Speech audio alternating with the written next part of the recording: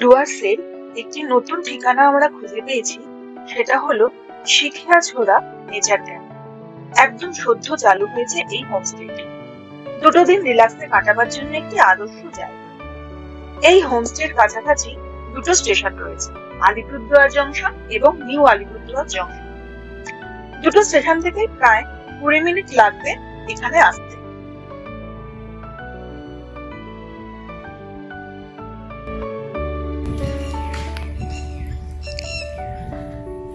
এটা হচ্ছে পুরো প্রপার্টি শিখিয়াছড়া। এবার আমি তোমাদের এই রিসর্টের রুমগুলো একবার দেখিয়ে দেবো।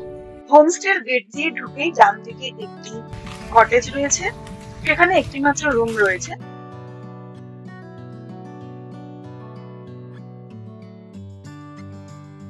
একদম সবুজ ধান ক্ষেত, তার পাশেই রুম। এই হলো রুম, আর এদিকে হচ্ছে টয়লেট। তারপরে রয়েছে এদের ডাইনিং রুম, তারপরে একটা কটেজ, সেখানে রয়েছে দুটো রুম, আর সর্বশেষ একটা বিল্ডিং রয়েছে, সেখানে হচ্ছে উপর নিচ করে তিনটে 6টা রুম। আগে নিচের তলার রুমটা দেখিয়ে দিই, তারপরে উপরের রুম দেখাবো। এই হচ্ছে রুম।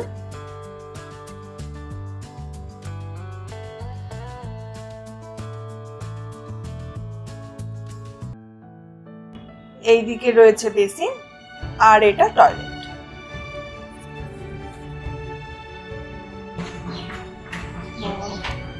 এইদিকের ভিউ কিন্তু অসাধারণ, দেখতেই পাচ্ছ, সবুজ ধান ক্ষেত,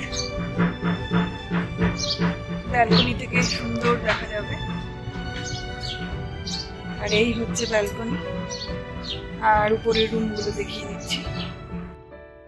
উপরের রুমে দুটো বেড রয়েছে,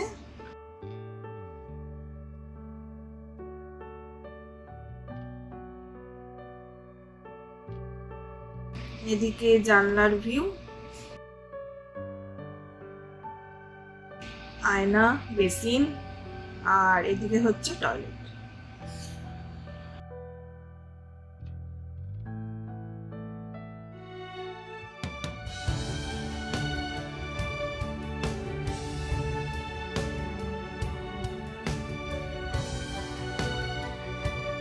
এদিকে ডাইনিং এরিয়া, আর এদিকে হচ্ছে রিসেপশন। খুব সুন্দর করে রিসেপশনটা সাজানো।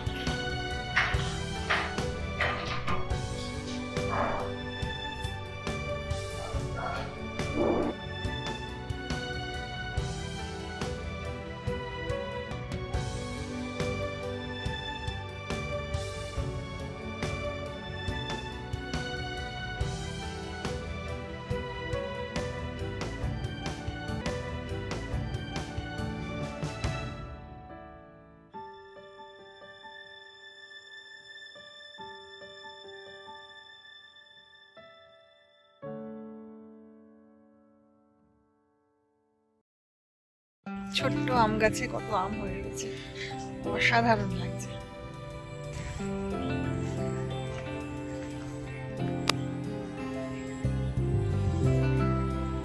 বা এইদিকের আম তো পুরো মাটি ছুঁই ছুঁই। তার পাশে সুন্দর গোলাপ,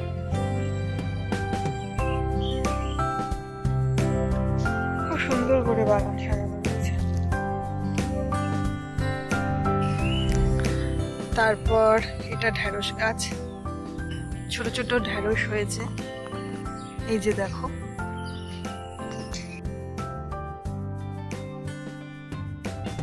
এই হোমস্টের একদম কাছেই রয়েছে শিখিয়াছড়া পার্ক। এই পার্কটি বাচ্চাদের জন্য একদম আদর্শ। এছাড়া এখানে জঙ্গলও রয়েছে, সেটাও ঘুরতে পারো তোমরা। আর এখানে বোটিং করা হয়, এখানে বোটে করে নিয়ে যাওয়া হয় জঙ্গলের অনেক ভেতরে। যদিও আমরা করতে পারিনি, কারণ সেই দিন প্রচন্ড ঝড় বৃষ্টি শুরু হয়েছিল, তার ফলে আমরা সেটা করতে পারিনি।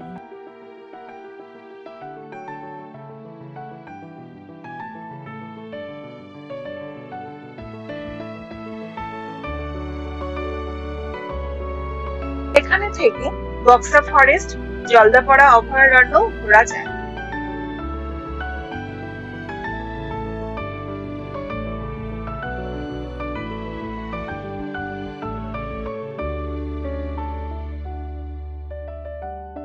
আজকে মানে এই হোমস্টের যিনি ওনার মিস্টার সঞ্জীব রয় উনি নেই, উনি উপস্থিত নেই, তাই জন্য আমি এই দাদার কাছ থেকে এই প্রপার্টিটার সম্পর্কে কিছু জেনে নিচ্ছি।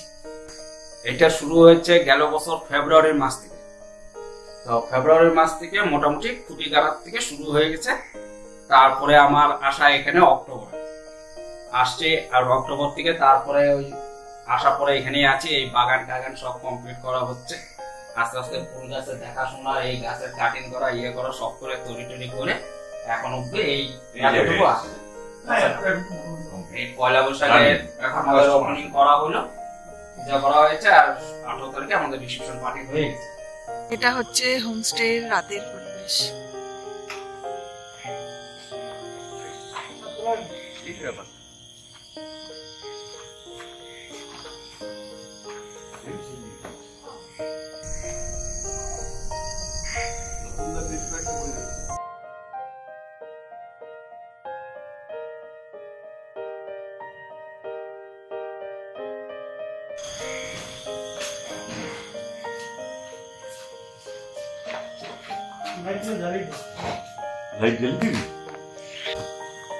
সন্ধেবেলার স্ন্যাক্স।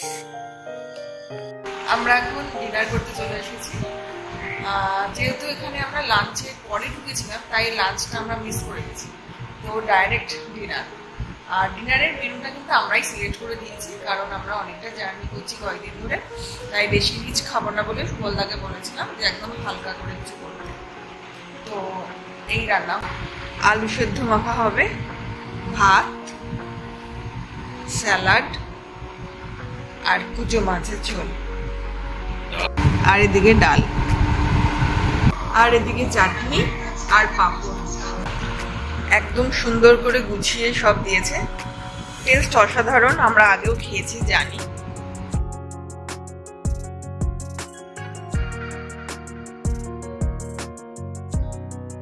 তো বন্ধুরা, আমরা তো ঠিক করেই ফেলেছি, শুধুমাত্র এই জায়গাটা ঘুরে দেখার জন্য এখানে আবার আসবো।